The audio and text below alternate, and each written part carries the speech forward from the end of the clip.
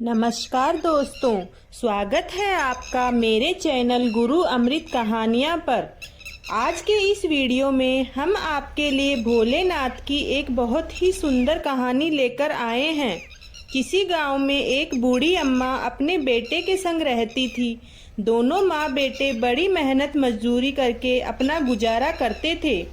एक बार बूढ़ी अम्मा के मन में विचार आया कि अब उसका पुत्र बड़ा हो गया है, अब उसका विवाह कर देना चाहिए। कुछ समय बाद बूढ़ी अम्मा ने अपने बेटे का विवाह एक सुशील कन्या के साथ कर दिया। उसकी बहू बहुत ही सुशील और संस्कारी थी। वह नित्य प्रति जल्दी उठकर घर की साफ सफाई करती, स्नान आदि करती और भगवान शिव की अपने घर में ही पूजा पाठ करती। विवाह के कुछ समय बाद सावन का महीना आया। बूढ़ी अम्मा की बहू भगवान शिव की अनन्य भक्त थी।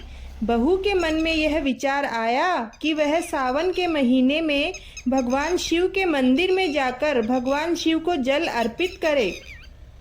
अपने मन में आए विचार को उसने अपनी सास को कहा, माताजी, मैं भगवान शिव के मंदिर जाकर उनकी पूजा अर्चना करना चाहती हूँ। यह बात सुनकर बूढ़ी अम्मा ने मना कर दिया और कहा कि घर में ही पूजा कर लिया करो। मंदिर जाकर आने जितने समय में तो घर का सारा काम हो जाएगा और दूसरे कामों के लिए समय भी बच जाएगा।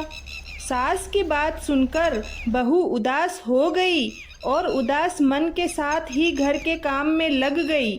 उस दिन उसने जल ग्रहण भी नहीं किया। अगले दिन वह कुएं से पानी भरने के लिए गई। तब रास्ते में देखा कि दो लड़कियां पूजा की थाली लेकर मंदिर जा रही थी। बहू ने उनको रोक और पूछा, तुम कहाँ जा रही हो?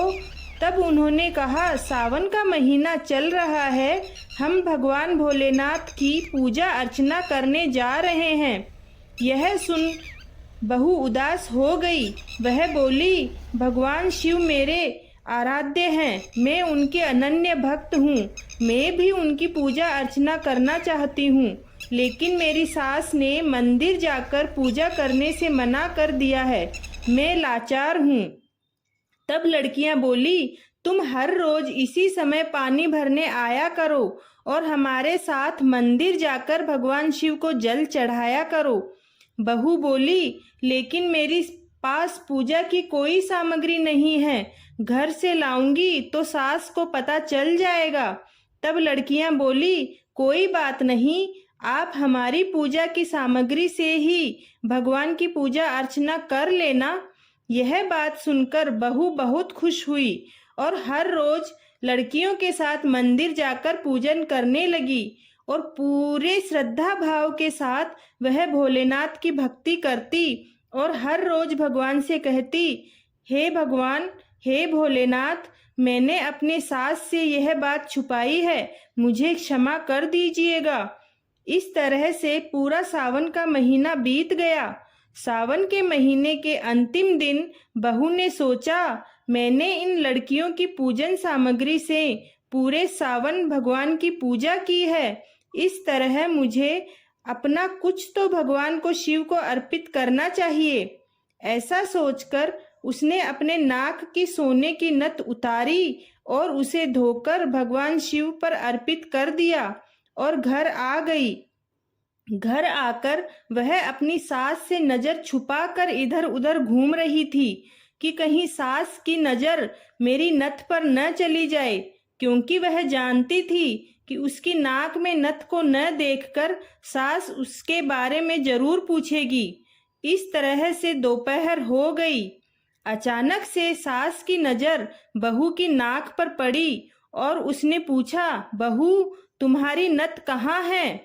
तब बहू ने कहा, माँ जी, मुझे नहीं पता नथ कहाँ गई, शायद कहीं गिर गई होगी।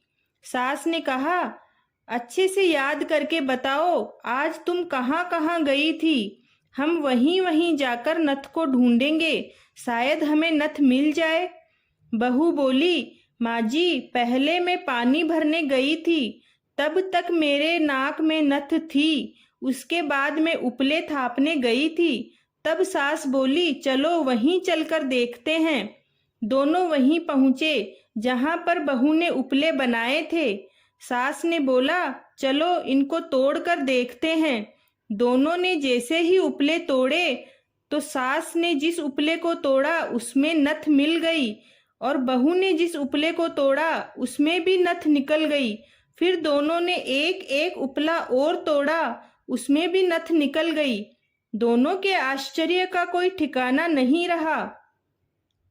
उन्होंने सारे उपले तोड़ दिए, सभी में उन्हें सोने की नथ मिली।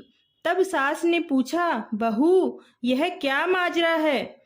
तब बहू ने सास को सारी बात बता दी कि उसने सावन के महीने में भगवान शिव के मंदिर में जाकर उन्हें जल अर्पित किया और अंतिम दिन उन्हें अपने सोने की नथ अर्पित कर दी और कहा, माँ जी मुझे क्षमा कर दीजिएगा, मैंने आपसे बिना पूछे मंदिर जाकर भगवान शिव की पूजा अर्चना की। यह भोलेनाथ का ही आशीर्वाद है, उन्होंने मुझे एक नथ के बदले इतनी सारी नथ दी है।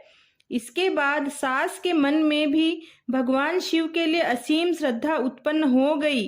अगले वर्ष जब सावन का महीना आया तब दोनों सास बहू मिलकर शिव को जल अर्पित करने लगी। जय हो भोलेनाथ, जय हो, आपकी महिमा अपरंपार है।